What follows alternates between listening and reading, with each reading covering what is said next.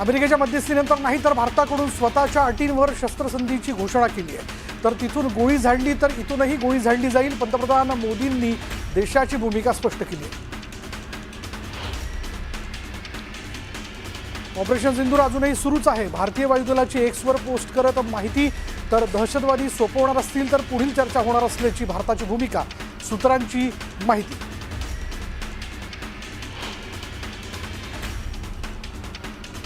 भारतीय सेनेची धमक रावळपिंडीपर्यंत पोहोचली होती। ऑपरेशन सिंदूर नंतर संरक्षण मंत्री राजनाथ सिंह यांनी ही माहिती दिली आहे। तर भारतीय सेनेनं पाकला सडेतोड उत्तर दिल्याचंही त्यांनी सांगितलं।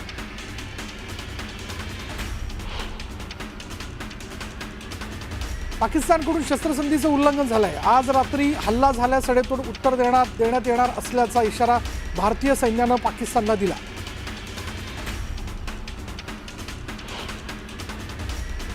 श्रीनगर ते नलियापर्यंत पाकिस्तानने ड्रोन हल्ले केले। तर पाकचे सर्व हल्ले भारतीय सैन्यानं हाणून पाडलेत। लाहोरमधील डिफेन्स सिस्टम उद्ध्वस्त केल्याची माहिती भारतीय सैन्यानं दिली।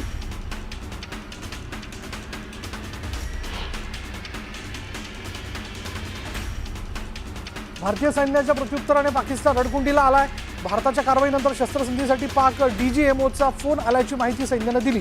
तर पाकच्या विनंतीनंतर शस्त्रसंधी झाल्याची डीजीएमओनं म्हटलं।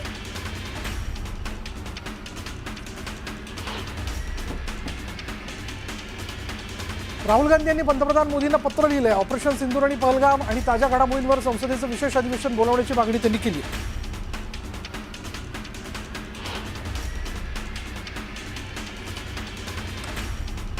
शिवसेना खासदार संजय राऊतांनी शस्त्रसंधीवरनं केंद्र सरकारवर हल्लाबोल केला।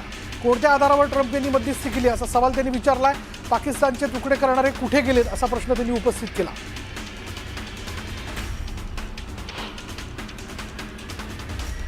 पाकिस्तानला धडा शिकवण्याची संधी असताना माघार का घेतली असा सवाल संजय राऊतांनी उपस्थित केला। माघार घेण्याची काही गरज नव्हती असं राऊत म्हणाले।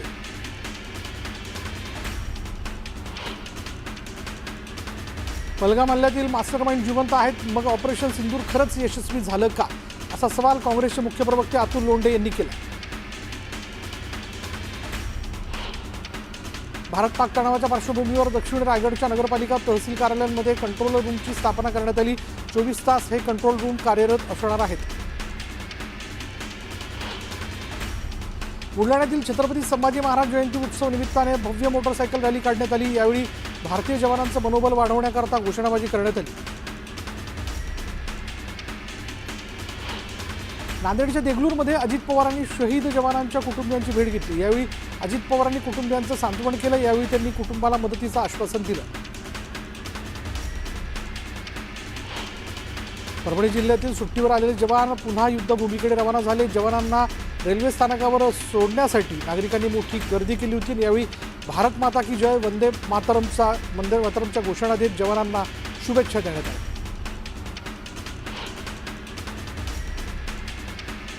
यवतमाळमध्ये पालकमंत्री संजय राठोड यांच्या नेतृत्व तिरंगा रॅलीचं आयोजन करण्यात आलं आणि भारतीय सैन्याचं मनोबल वाढवण्यासाठी मोठ्या संख्येनं कार्यकर्त्यांनी यात सहभाग घेतला। इंदापूरमध्ये तिरंगा रॅलीचं आयोजन करण्यात आलेलं होतं आणि यात सैन्य सेवेतील माजी सैनिकांसह मोठ्या संख्येनं नागरिकांनी सहभाग नोंदवला। दरम्यान भारत मातेचा जोरदार जयघोष करण्यात आला।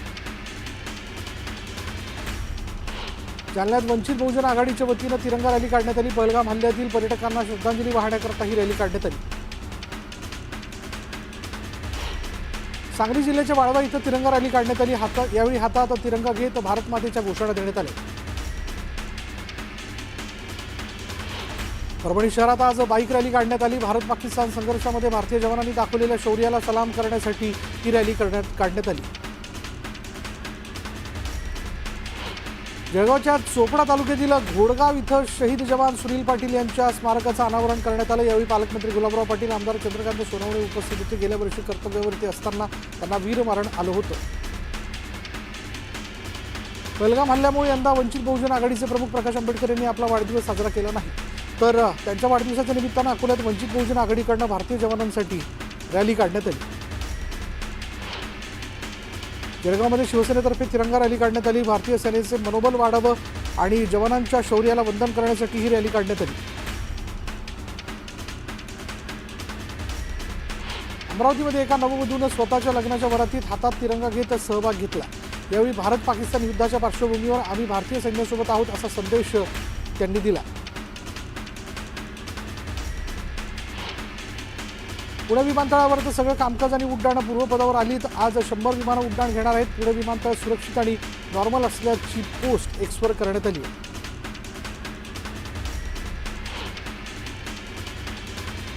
सांगलीच्या खंडेराजुरी इथले जवान प्रज्वल रुपनर यांच्या लग्नाला 15 दिवसच झालेले असताना भारत पाक युद्धाच्या पार्श्वभूमीवर हजर राहण्याचे आदेश दिलेत आणि यावेळी मिरज रेल्वे स्थानकावरून रवाना होताना मुस्लिम बांधवांकडून जवानांचा सत्कार करण्यात आला।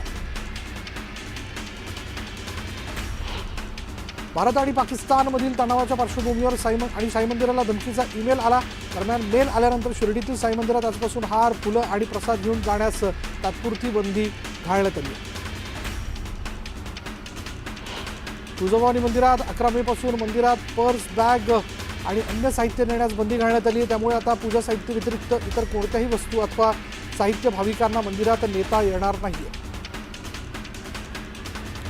भारत पाक तणावाच्या पार्श्वभूमीवर सिद्धिविनायक मंदिर प्रशासनाने बाहेरून आणलेला नैवेद्य, नारळ, हार, प्रसाद यावर आजपासून बंदी घालण्यात आली। मुंबई पोलिसांच्या सल्ल्यानुसार हा निर्णय घेण्यात आला।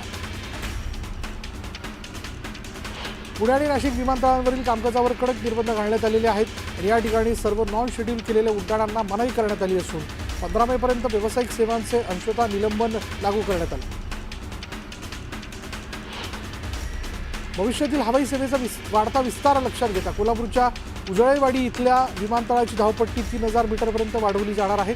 याशिवाय विमानतळावर एरो ब्रिजचीही सुविधा उपलब्ध केली जाणार आहे। भारत पाक तणावाच्या पार्श्वभूमीवर समुद्र किनाऱ्यांवरही अलर्ट जारी करण्यात आला आहे। मासेमारीसाठी बोटी घेऊन जाताना मच्छीमारांना दक्षता घेण्याच्या सूचना मत्स्य व्यवसाय आयुक्त किशोर तावडे यांनी दिल्या। माझाही पक्ष आहे, पक्षाला पक्षाप्रमाणे वागणूक मिळायला पाहिजे, महादेव जानकरांनी खतखत व्यक्त केली। दरम्यान महादेव जानकर महायुतीतून महाविकास आघाडीसोबत जाण्याच्या चर्चांना उधाण आले। महत्त्वाचे विषय माध्यमांसमोर बोलायचे नसतात, दोन्ही राष्ट्रवादी एकत्र येण्याच्या प्रश्नावर राष्ट्रवादीच्या प्रफुल्ल पटेल यांनी सूचक प्रतिक्रिया दिली आहे। कराडच्या यशवंत सहकारी बँकेतील सुमारे 140 कोटींच्या घोटाळ्याप्रकरणी भाजपा खासदार मेधा कुलकर्णी आक्रमक झाल्याचं बघायला मिळालं। राज्य सहकार परिषदेचे माजी अध्यक्ष तथा भाजपचे नेते शेखर चरेगावकर यांची मालमत्ता जप्त करण्याची मागणी खासदार मेधा कुलकर्णी यांनी केली आहे। सातारामधील वाडा माझा नाही तर सर्वांचा आहे असं म्हणत सोलापूरमध्ये उदयनराजे भाषण करताना भाऊक झाले।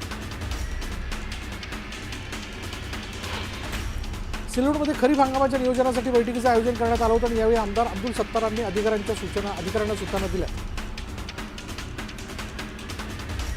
जळगावच्या चोपड्यात खरीप हंगामपूर्व आढावा बैठकीचं आयोजन करण्यात आलं होतं। यावेळी आमदार चंद्रकांत सोनवणेंनी आढावा घेतला। अहिल्यानगर जिल्हा नियोजन समितीची महत्त्वपूर्ण बैठक आज जिल्हाधिकारी कार्यालयात पार पडली। 2025-26 साठी 820 कोटींचा निधी शासनानं मंजूर केला। शिक्षण हक्क कायदा अंतर्गत खासगी शाळांमध्ये गरीब आणि गरजू विद्यार्थ्यांसाठी राखीव जागा ठेवण्यात आलेल्या आहेत। 25% जागांपैकी तिसरी फेरी अखेर देखील 10% जागा रिक्त असल्याचं चित्र समोर आलं आणि या योजनेचा मोठ्या प्रमाणावर प्रचार केला जात असतानाही पालकांनी मोफत प्रवेशाकडे पाठ फिरवली। भारत पाकिस्तानातील तणाव युद्धविरामामुळे निवळण्याची शक्यता निर्माण झाल्यानं पुढे ढकलण्यात आलेल्या सीए परीक्षांच्या सुधारित तारखा जाहीर करण्यात आल्यात। आता या परीक्षा 16 ते 24 मे दरम्यान घेण्यात येतील अशी घोषणा institute of chartered accountants of इंडियाने केली। 11वीची प्रवेश प्रक्रिया केंद्रीय ऑनलाईन पद्धतीने राबवण्याचा निर्णय शालेय शिक्षण विभागाने घेतला आहे। विद्यार्थ्यांना भराव्या लागणाऱ्या नोंदणी शुल्कात कपात करण्यात आली। विद्यार्थ्यांकडून 100 रुपये शुल्क आकारलं जाणार आहे।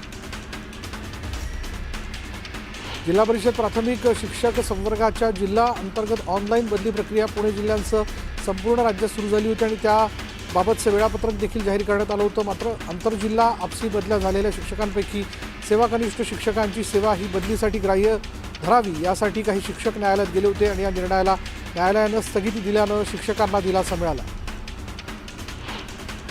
राज्यात सद्यस्थितीत सुमारे 50 ते 55 हजार स्कूल बसेस अनधिकृतरित्या विद्यार्थ्यांची वाहतूक करीत असल्याची धक्कादायक माहिती समोर आली आहे। नुकतेच परिवहन मंत्री यांच्यासोबत स्कूल बस असोसिएशन आणि पालक असोसिएशनची बैठक झाली आणि या बैठकीत पदाधिकाऱ्यांनी परिवहन मंत्र्यांकडे अनधिकृत स्कूल बसेसच्या तक्रारी केल्या। या पार्श्वभूमीवर पुढील 3 महिन्यात या सर्व अनधिकृत बसेसनी दंड भरून अधिकृत परवाने घ्यावेत, अन्यथा कडक कारवाई केली जाईल असा इशाराच परिवहन मंत्री प्रताप सरनाईक यांनी दिला। बुलढाणा जिल्ह्यातील शेगावात तेली समाजाचं पहिलं राज्यस्तरीय अधिवेशन पार पडलं। भाजप आमदारांसह अनेक तेली समाज बांधव या अधिवेशनाला उपस्थित होते। पंढरपूरच्या खर्डीत नृसिंह जयंती साजरी करण्यात आली। यावेळी मोठ्या संख्येनं नागरिकांनी हजेरी लावली होती। सोलापूर कृषी उत्पन्न बाजार समितीच्या सभापतीपदी काँग्रेसचे माजी आमदार दिलीप माने यांची निवड झाली आहे, तर उपसभापतीपदी भाजप नेते सुनील कळके यांची निवड करण्यात आली। परभणीमध्ये वाहतूक पोलिसांकडून विशेष मोहीम राबवण्यात येते। बेकायदेशीर वाहन चालवणाऱ्यांवर कारवाई करण्यात येते। सांगली महानगरपालिकेने संभाव्य मान्सून लक्षात घेता नाले सफाईला सुरुवात केली। 1.5 महिन्यात 65 किलोमीटरचे नाले स्वच्छ करण्यात येणार आहेत। भारताला जागतिक स्तरावरील कबड्डी स्पर्धेत चमकदार कामगिरी करावी यासाठी खेळाडूंना प्रशिक्षण दिलं जाणार आहे। त्याबाबत पिंपरी चिंचवडमध्ये बैठक पार पडली। क्रीडा भारतीतर्फे गाव तिथे कबड्डी ही संकल्पना राबवली जाणार आहे। नाशिक जिल्ह्यातील मालेगाव, मनमाड आणि येवला या भागातील नदी नाले कडक उन्हामुळे कोरडे पडलेत, त्यामुळे पाण्यासाठी वन्य प्राण्यांना भटकंती करावी लागते।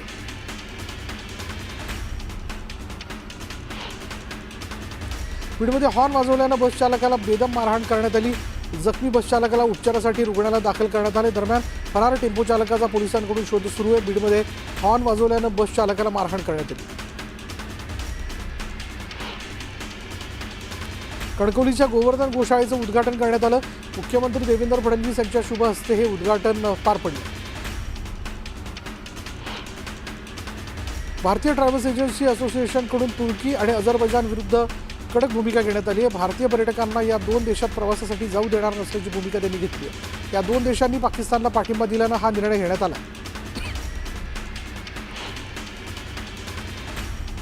नंदुरबारमध्ये पोषण आहाराचा ट्रक दरीत कोसळला आणि तो बाहेर काढण्यासाठी गेलेल्या क्रेनचाच विचित्र अपघात झाल्याचा व्हिडिओ समोर आला।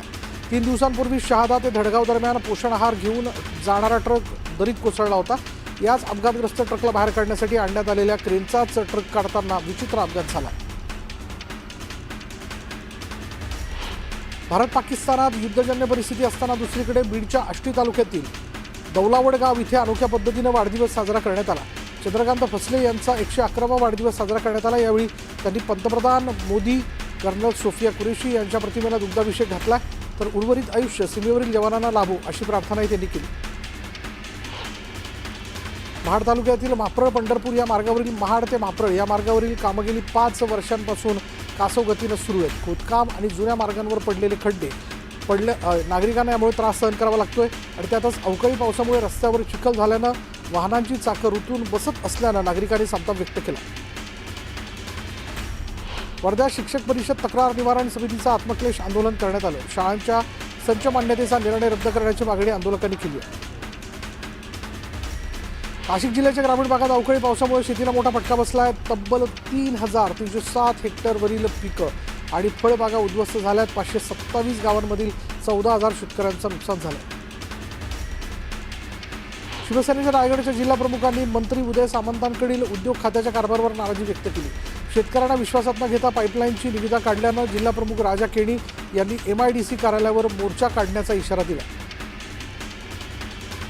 कोल्हापुरातील केसरकर ट्रॅव्हल्स कंपनीनं सुट्ट्यांच्या कालावधीत तिकीट दर दुप्पट करत प्रवाशांची लूटमार केली। एवढंच नव्हे तर बसमध्ये अस्वच्छता असल्यानं प्रवाशांनी संताप व्यक्त केला।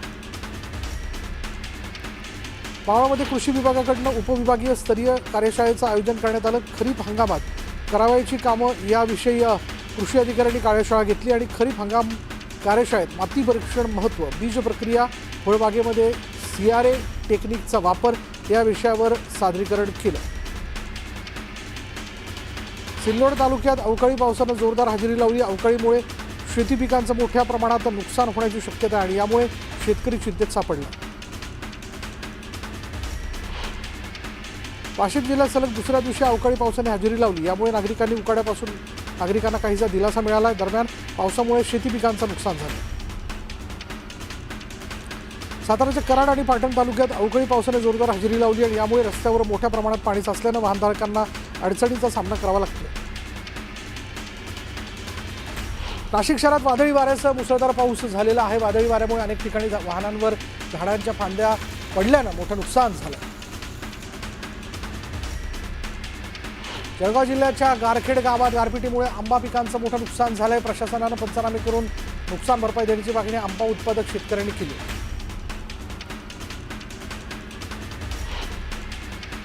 जालन्यात वाळू माफियांनी तहसीलदारांच्या अंगावर ट्रॅक्टर घालण्याचा प्रयत्न केला। यावेळी जीव वाचवण्यासाठी तहसीलदारांनी हवेत गोळीबार केला। या प्रकरणात 4 अज्ञातांविरोधात गुन्हा दाखल करण्यात आला।